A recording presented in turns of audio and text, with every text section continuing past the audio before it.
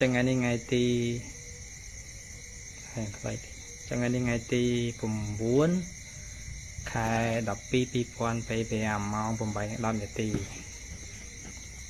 วันนี้วันที่9 ธันวาคม 2568เวลา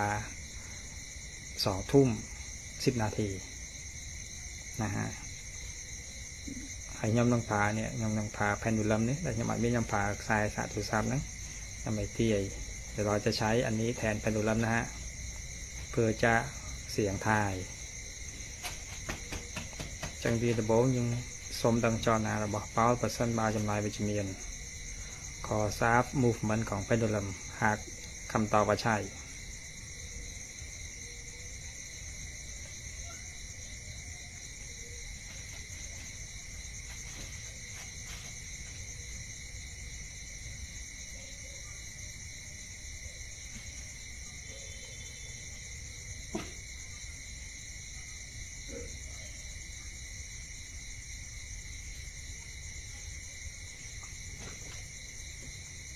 โอเคนี่คือจี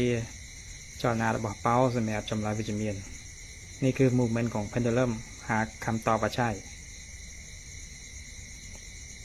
อันที่สอง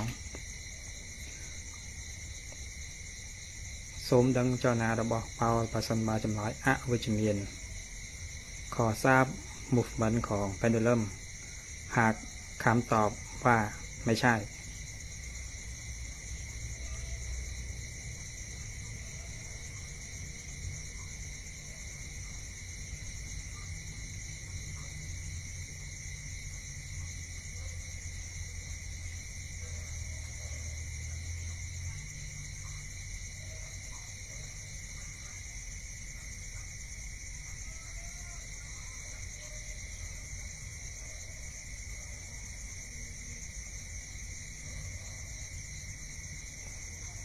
โอเคจังนี้จีจอนาระบบเป้า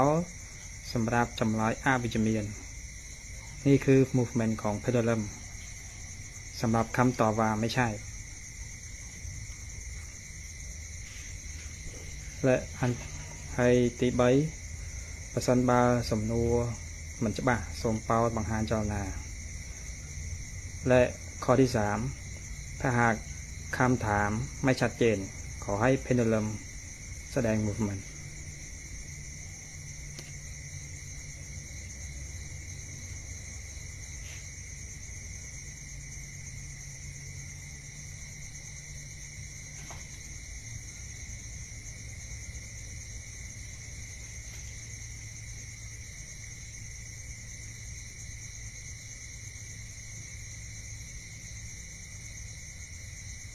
โอเคจังนี้จีจอนาเป้าสำหรับจำลายอวิจเมียนนี่คือmovement ของเพนดูลัมสำหรับคำตอบว่าสำหรับคำถามที่ไม่ชัดเจนโอเคจังสำนวนที่มวยแต่ยำต่อซัวคือสมบัติเปรียบตัวลมแบบยำประสานบาดยำหนังซัวสำนวนต่อตัวนี้แต่ตัวนักปัญหาพรมได้โอเคยมหนังเฟอร์กาไลซัวสำนวนเป้าปีปัญหาพรมได้ตาหนึ่งเรียนครุษณะดาวสวัสดิ์พิพมดาลิเตผมจะไล่ถาม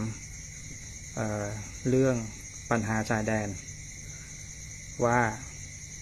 ผมจะไม่ปลอดภัยหรือเปล่าในการถามคำถามนี้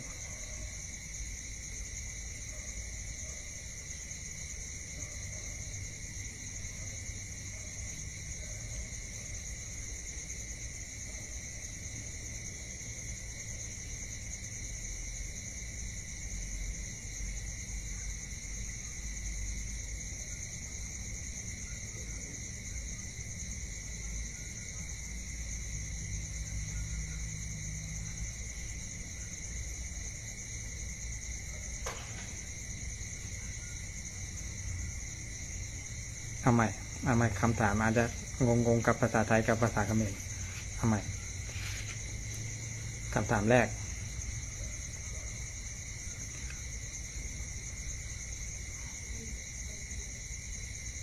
ผ เคยบาขยมพอปีกาตุตีปีปัญหาพรมแดนขมาไทย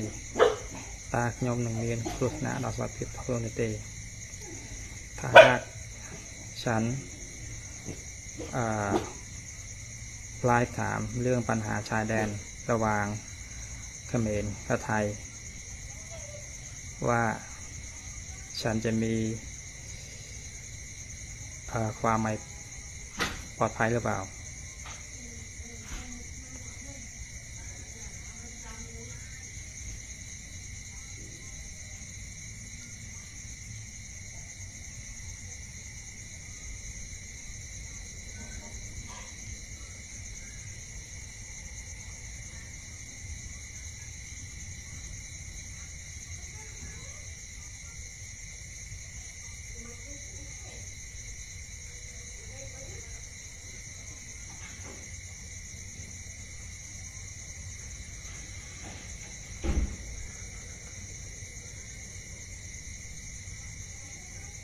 โอเค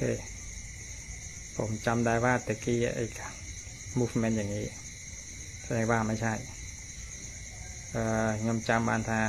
บัจจรนาเวียนเมนเจเต่าเจเป็นในทางจำลายอวิจเมียนแต่บัเต่าเจคือวิจเมียนจังเป็นทางยมอะไรเทโอเคยมหนึ่งสู้สมนูได้ยมหนึ่งยมสู้ฉานดาวหายให้เป่าในฉลาดจังอะไรยมหนึ่งสู้มาเตียนตัวเวียงสังเกรียมขมายไทยได้กำปองการลางตาขมายหนึ่งชนะไทยหรือเตตัววางสงครามเขมรกับไทยที่กำลังเกิดขึ้นเขมรจะชนะหรือเปล่า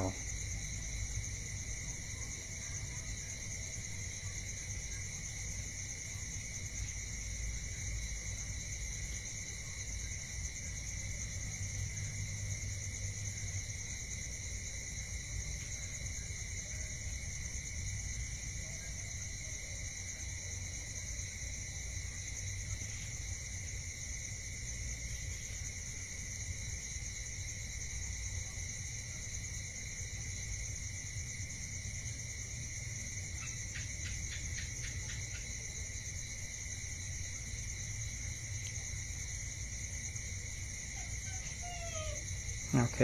จังเป็นในท่าจำลายคือนอนตายคือจำลายวิจเมียนตอนจังคือวิจเมียนนะคำถามคำตอบยังเหมือนเดิมว่าเขมรจะชนะไทยตอนนี้เดี๋ยวผมยมหนึ่งสู้ตลอดมาวิ่งตาไทยหนึ่งชนะขมายหรือเตเดี๋ยวผมจะเผื่อว่าพวกคุณไม่เชื่อผมจะถามกลับกันว่าไทยจะชนะหรือเปล่าสังเกรียมขมายไทยได้กำปงการลางตาไทยหนึ่งชนะขมายหรือเตระหว่างสงครามเขมรกับไทยที่กำลังเกิดขึ้นไทยจะชนะเขมรหรือเปล่า